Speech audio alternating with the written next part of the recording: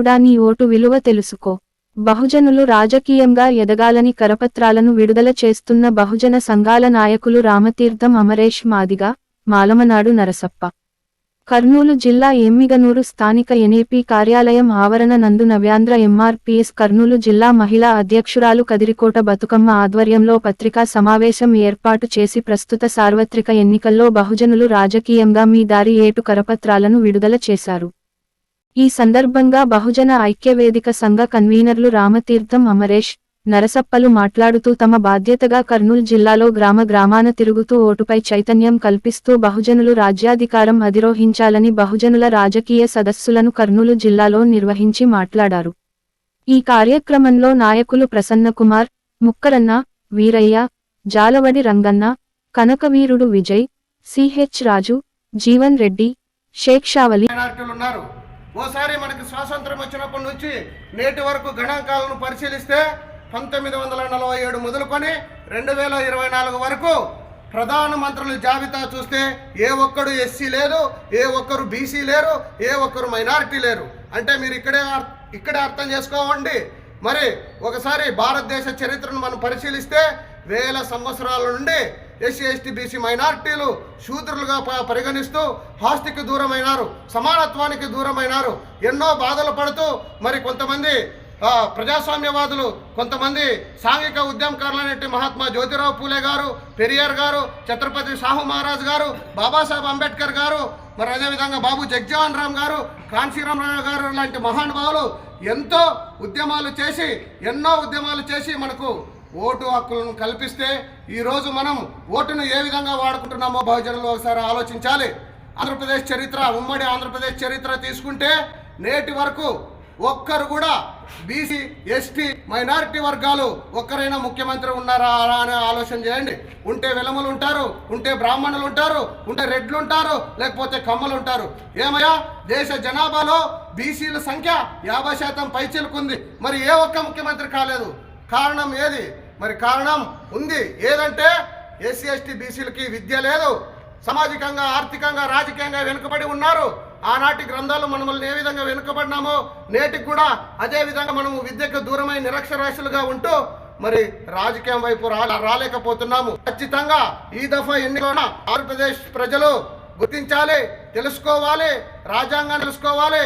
ఖచ్చితంగా SC ST BC మైనారిటీలు ముఖ్యమంత్రులుగా అధిరోహించాలని కూడా ఈ సందర్భంగా మా సంకల్పంతో మరి జిల్లా వ్యాప్తంగా ప్రతి మండలంలో గ్రామం తిరుగుతూ ఎస్సీ ఎస్టీ బీసీ మైనారిటీలను ఓటు హక్కు చైతన్యం కల్పిస్తామని కూడా ఈ సందర్భంగా తెలియజేస్తా ఉన్నాను. అదేవిధంగా ఓసారి 1992లో ఇందిరా సహాని కేసులో మరి బీసీ వాళ్ళు భారతదేశ వ్యాప్తంగా మేము 50% జనాభా ఉన్నాం, మరి 50% జనాభాకు అనుకూలంగా మాకు రిజర్వేషన్లు ఇవ్వండి అని కోర్టుకు వెళ్తే ఆ తీర్పు ఏమని చెప్పిందయా?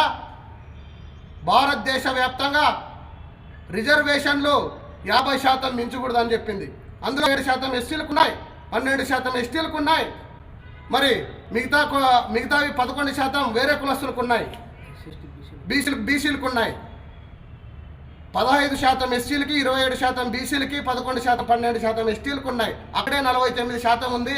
మరి క్రిమిలేయర్ పద్ధతి మీకు వర్తించదు, రాజ్యాంగ సహజ న్యాయ సూత్రాలకి విరుద్ధము, బీసీలకి రిజర్వేషన్లు ఇవ్వడానికి ఖడాఖండ సుప్రీంకోర్టు చెప్తే మరి సుప్రీంకోర్టు తీర్పునే బేఖతారు చేస్తూ మోడీ ప్రభుత్వము అగ్రవర్ణ కేవలం దేశ జనాభాలో 3% ఉన్న అగ్రవర్ణాలకు 10% ఈడబ్ల్యూఎస్ ద్వారా రిజర్వేషన్లు కల్పించింది. ఇది రాజ్యాంగానికి వ్యతిరేకం కాదా?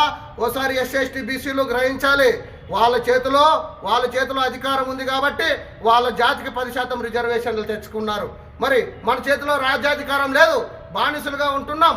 ఖచ్చితంగా మనం మోటివేషన్ కావాలి, రాజకీయంగా ఎదగాలి. ప్రతి ఒక్కరు ఎమ్మెల్యేలు కావాలి, మినిస్టర్లు కావాలి, ఖచ్చితంగా సీఎంలు పిఎంలు కూడా ఎస్సీ ఎస్టీ బీసీలు ఉండాలి. ఇది తెలుసుకునేంత వరకు మా వంతు బాధ్యతగా మేము సామాజిక సోషల్ కార్యక్రమాలు చేస్తూ వెళ్ళిపోతామని కూడా ఈ సందర్భంగా నేను తెలియజేస్తా ఉన్నాను. మాకి ఈ దృఢ సంకల్పంతో ముందు పెట్టిన మాకి కర్నూలు జిల్లాలో ఉన్నటువంటి ఎస్సీ ఎస్టీ బీసీ మేధావులు ప్రతి ఒక్కరూ గ్రహించి మా పోరాటానికి మీ వంతు బాధ్యతగా మద్దతు తెలిపి మమ్మల్ని ప్రోత్సహించాలని కూడా ఈ సందర్భంగా నేను తెలియజేస్తా ఉన్నాను. నా పేరు రామతీర్థం అమరేష్ మాదిగ, కర్నూలు జిల్లా నవ్యాంధ్ర ఎంఆర్పీఎస్ జిల్లా అధ్యక్షులు. జై భీమ్. గారికి అధ్యక్షురాలు, మహిళా సంఘం అధ్యక్షురాలు బతుకమ్మ గారికి, ప్రతి ఒక్కరికి పేరు పేరున జై భీములు తెలియజేసుకుంటున్నాను. భారతదేశంలో ఓటు అనేది ఎంతోమంది నాయకులు శ్రమించి పోరాటం చేసి ఈ భారతదేశంలో రాజకీయం అనేది రాజుల యొక్క చెప్పు చేతుల్లో ఉండకూడదు, ప్రజల యొక్క చేతుల్లో ఉండాలనే ఉద్దేశంతో మన ఆనాడు మహనీయులు ఎంతో శ్రమించి పోరాడి మన హక్కుల కోసం మనకు రాజ్యాంగబద్ధంగా మనం ఒక నాయకుని ఎన్నుకునే ఉద్దేశంతో మన ఆనాడు కులాల ప్రతిపాదకను తీసుకొచ్చి ఈ భారతదేశంలో ఉన్నటువంటి ఎస్సీ, ఎస్టీ, బీసీ మైనార్టీలు అందరికీ కూడా సమాన హక్కులు ఉండాలా, ప్రతి ఒక్కరూ రాజ్యాధికారం వైపు వెళ్ళాలనే ఉద్దేశంతో భారత రాజ్యాంగంలో పొందుపరిచిన హక్కుల ద్వారా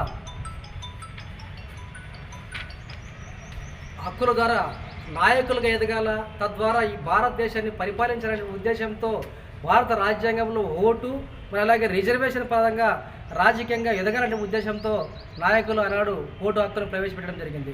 స్వాతంత్రం వచ్చి 70 సంవత్సరాలు అయినప్పటికీ ఓటు అనేది కేవలం ఈరోజు సారాయి ప్యాకెట్కి బిర్యానీ ప్యాకెట్కి మాత్రమే ఉపయోగపడే విధంగా ఈరోజు ఓటు అనే ఆయుధాన్ని మనం ఉపయోగిస్తున్నాం. మరి ఎంతో శ్రమించి వాళ్ళు ఆనాడు కష్టపడి ఈ ఓటు ద్వారా నాయకులుగా ఎన్నుకున్నటువంటి గొప్ప సంకల్పం ఇచ్చినటువంటి ఓటును ఈరోజు మనం బిర్యానీ ప్యాకెట్కి సారాయి ప్యాకెట్కి అమ్ముడు దాన్ని తాకట్టు పెట్టి ఈరోజు అగ్రకుల నాయకులకు ఈ భారతదేశంలో కేవలం 3% ఉన్నటువంటి వ్యక్తులు ఈనాటికి కూడా, గతంలో బ్రాహ్మణులు మనధర్మశాస్త్రం ప్రకారం బ్రాహ్మణులు ఆనాడు వాళ్ళు ఆధిపత్యంలో పెట్టుకుంటే ఈరోజు అదే అగ్రకులంలో ఉన్నటువంటి నాయకులు 3% అయినటువంటి వ్యక్తులు ఈరోజు ఈ భారతదేశంలో ఉన్నటువంటి పరిపాలన చేస్తూ సంపదనంతా వాళ్ళ చెప్పు చేతుల్లో పెట్టుకుంటున్నారు.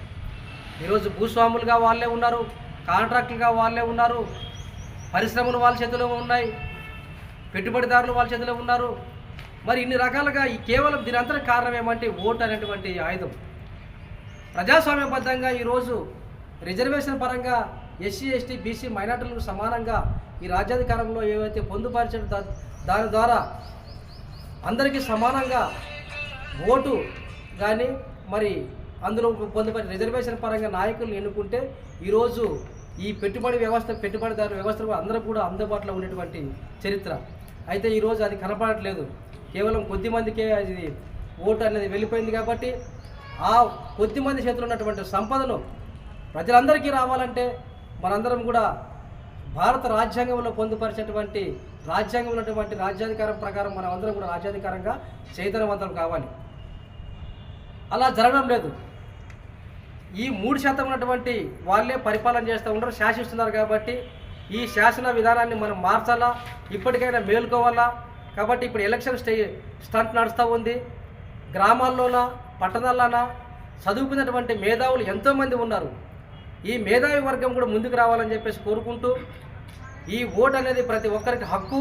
కాబట్టి అందరూ కూడా దీన్ని కేవలం ఒక సారాయి బిర్యానీ ప్యాకెట్ కోసం కాకుండా మన తలరాతలు మార్చే ఒక